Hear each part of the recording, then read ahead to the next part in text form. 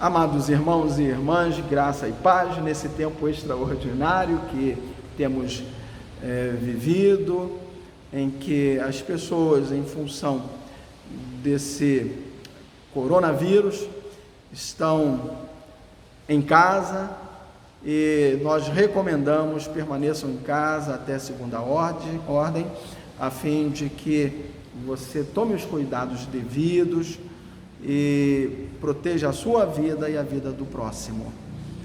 E nessa oportunidade eu tenho uma palavra de Deus para você que nos acompanha online, e essa mensagem tem um título que fala de luta, mas fala de vitória. O título da mensagem é Epidemias e Redenção. Não se assuste, preste atenção, vem comigo. Em Lucas 21, versículos 11 e 28, está escrito: haverá grandes terremotos, epidemias e fome em vários lugares, coisas espantosas e também grandes sinais do céu.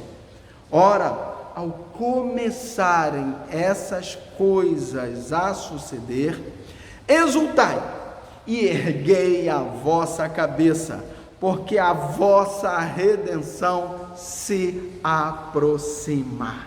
Pai amado, nós exaltamos o teu nome e agradecemos pela tua palavra e rogamos, conduz com o teu Espírito Santo essa palavra a cada coração, a fim de que ela cumpra o seu propósito e o teu povo seja edificado em ti, ó Senhor. Em nome de Jesus, amém. A gente vive esse tempo jamais imaginado pela grande maioria da humanidade, com as nações do mundo inteiro se mobilizando para tentar deter a proliferação do vírus que tem ceifado vidas em todo o planeta. O que começou como uma epidemia na China tomou proporções tais a ponto de ser agora considerado uma pandemia devido à sua disseminação por todo o mundo. Mas o que Deus diz a esse respeito? Nesse capítulo 21 do Evangelho de Lucas está registrada a profecia de Jesus, conhecida como o sermão profético ou sermão escatológico, onde o mestre prediz o cerco de Jerusalém, a destruição do templo e a vinda do Filho do Homem, o nosso amado Jesus. Ele exorta também os seus discípulos de todos os tempos à vigilância. Note que especificamente no versículo 11 está escrito: haverá grandes terremotos, epidemias e fome em vários lugares, coisas espantosas e também grandes sinais do céu. Nós estamos vivendo esse tempo e precisamos estar atentos ao que Jesus predisse que iria acontecer.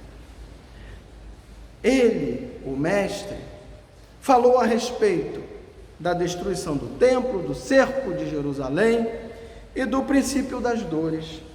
Quando os seus discípulos estavam admirados sobre a imponência e a beleza do templo de Jerusalém, Jesus disse: vedes estas coisas? Dias virão em que não ficará pedra sobre pedra que não seja derribada. Jesus falou ainda: quando, porém, vir de Jerusalém sitiada de exércitos, sabei que está próxima a sua devastação. Então, os que estiverem na Judéia, fujam para os montes, os que se encontrarem dentro da cidade, retirem-se, e os que estiverem nos campos, não entrem nela, porque esses dias são de vingança, para se cumprir tudo o que está escrito. Ai das que estiverem grávidas e das que amamentarem naqueles dias, porque haverá grande aflição na terra e ira contra este povo. Cairão a fio de espada e serão levados cativos para todas as nações, e até que o tempo dos gentios se complete, Jerusalém será pisada por eles. Está registrado em Lucas 21, de 20 a 24. Cerca de 40 anos depois de Jesus proferir essas palavras, a profecia se cumpriu. Quando o exército romano invadiu e destruiu Jerusalém, numa ação violentíssima para debelar movimentos de independência de Israel, pois havia em várias partes rumores de guerras e revoluções que poderiam minar o poder do Império Romano. Mas ainda não era o fim, era só o princípio, eram os princípios das dores. Desde então, tem sido um tempo de aflição na terra, exílio e ira contra o povo judeu, e Jerusalém ficou sob o domínio de outras nações, os gentios, até que em 1948 os judeus puderam retornar como nação para a sua terra, a terra da promessa.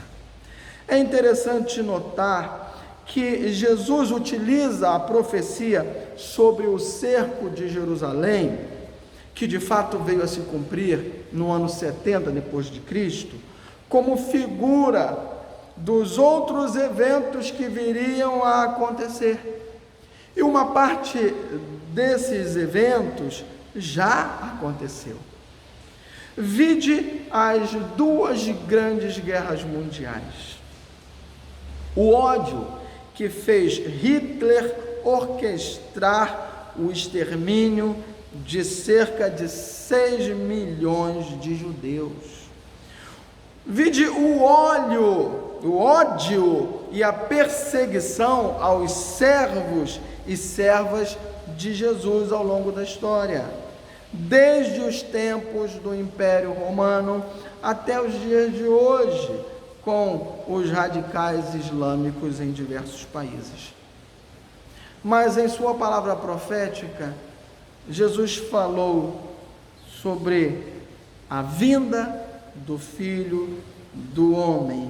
Prestemos atenção no que está registrado lá nos versículos de 25 a 27 desse capítulo 21 do Evangelho de Lucas. Haverá sinais no sol, na lua e nas estrelas. Sobre a terra, angústia entre as nações, em perplexidade por causa do bramido do mar e das ondas.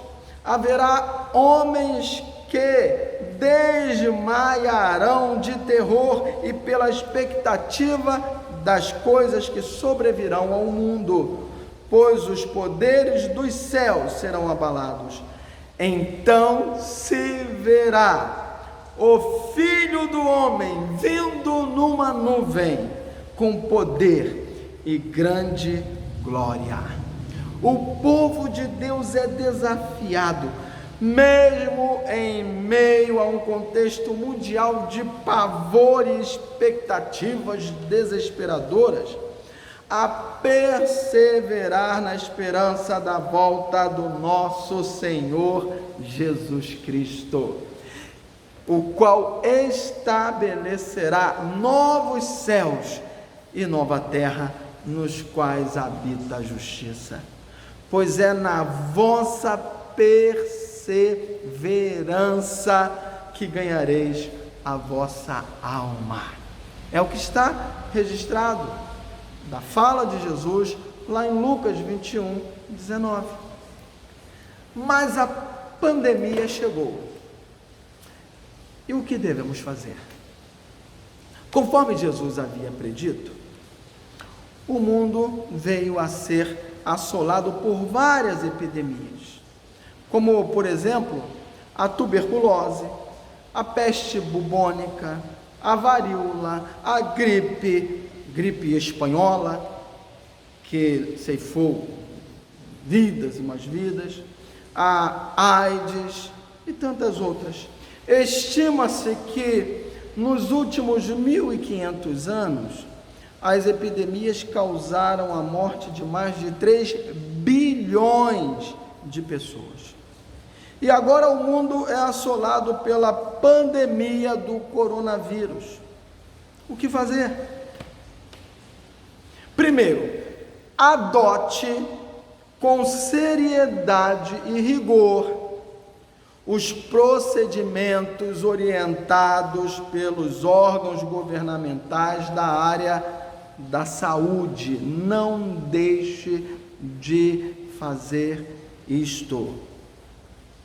Ainda, dedique tempo para oração e jejum, a fim de que Deus detenha esse mal. A oração de um justo que seja, pode muito em seus efeitos.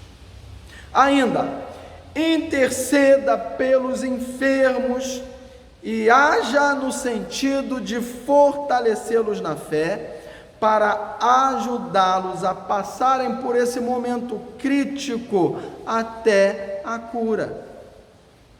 O Senhor o assiste no leito da enfermidade, na doença. Tu, Senhor, lhe afofas a cama.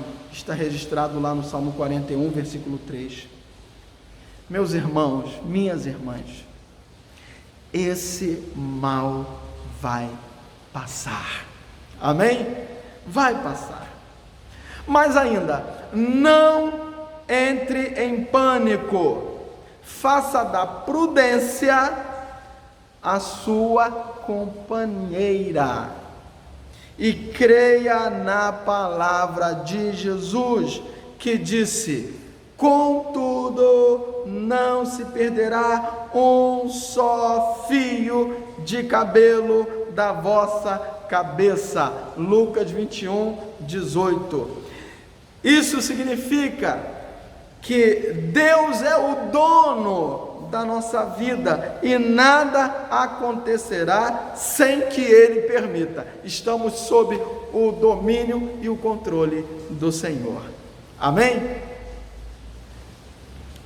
Gente, o pecado original corrompeu a harmonia de toda a criação.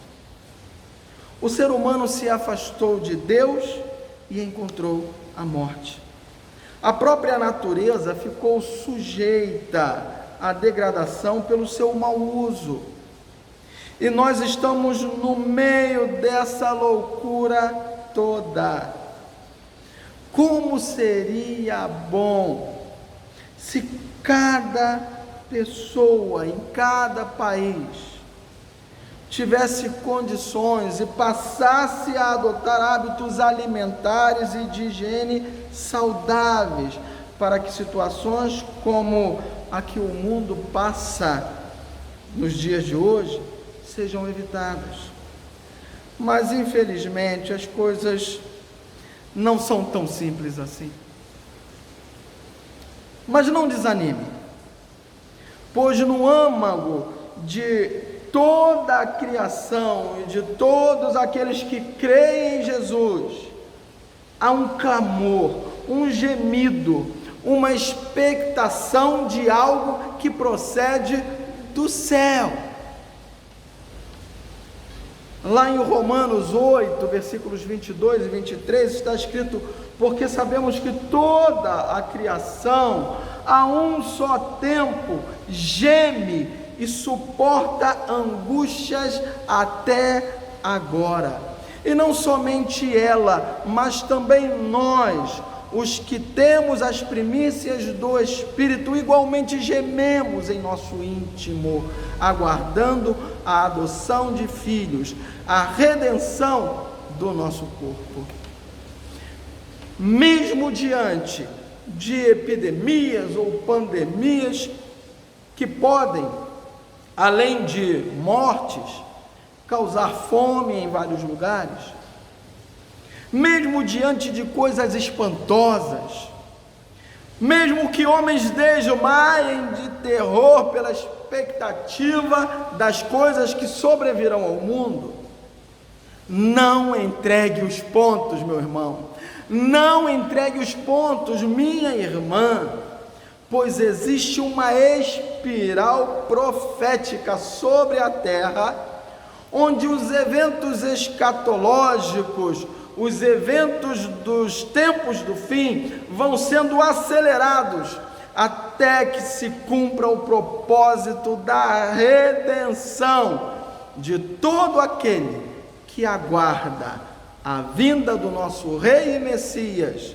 Jesus, o qual disse: ora, ao começarem essas coisas a suceder, exultai, erguei a vossa cabeça, porque a vossa redenção se aproxima.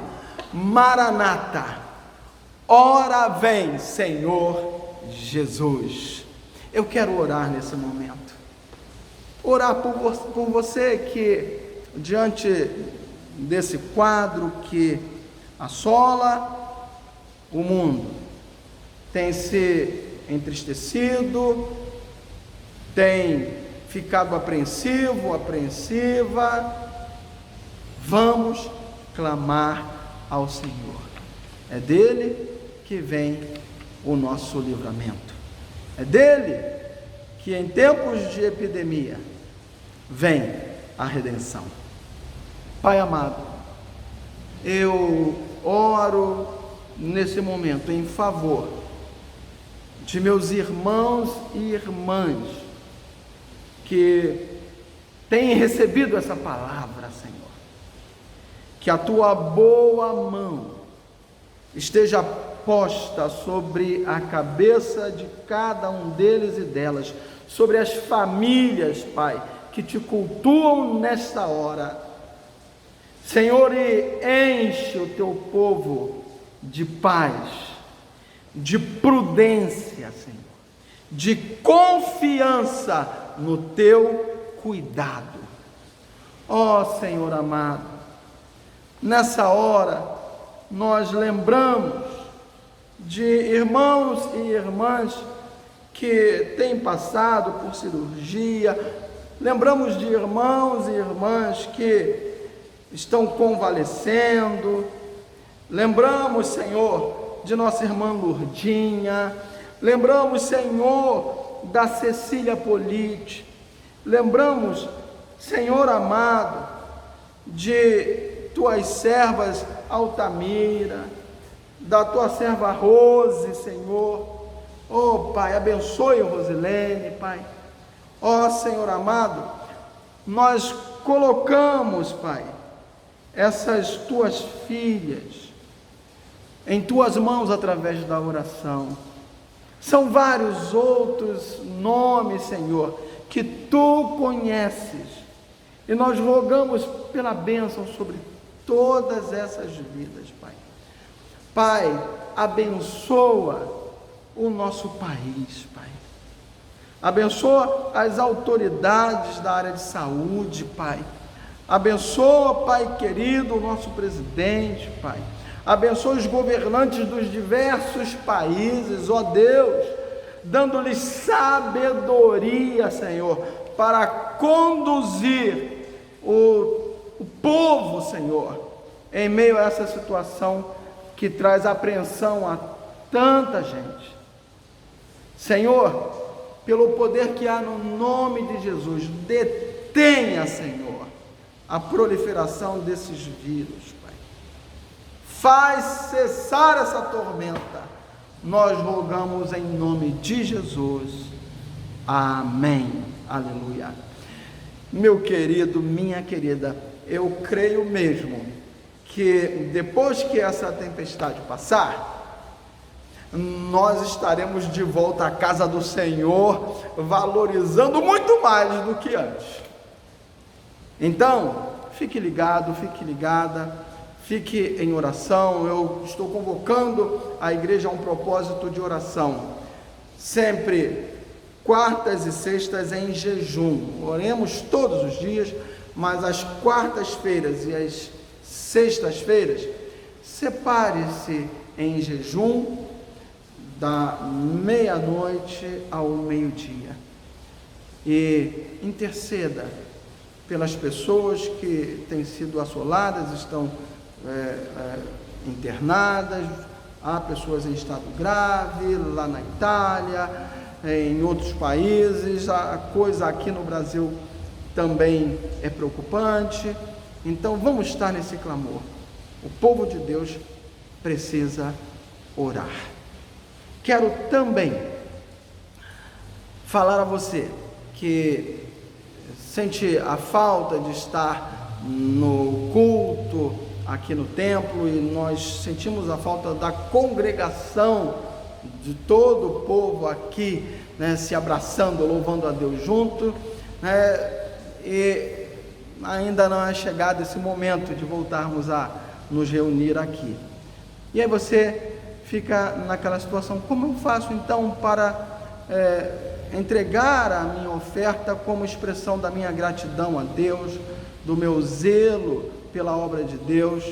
Você pode estar fazendo as transferências para a conta da igreja e assim entregar o seu dízimo, a sua oferta. Quero lembrar aos irmãos e irmãs que estiverem passando por alguma situação também difícil, nesse contexto em que estamos vivendo de privação, a gente está com o coração aberto. Contacte-nos a fim de que possamos socorrer também os nossos irmãos na fé. Pode falar comigo, com o pastor Lúcio, com o pastor Daniel, e vamos caminhando junto aí para abençoar o povo. Então lembre-se, é importante. Eu, essa semana mesmo, já fiz a transferência lá do meu dízimo para a obra de Deus. Então, vamos estar nesse mover, é bênção. Deus abençoe a todos, em nome de Jesus. Amém.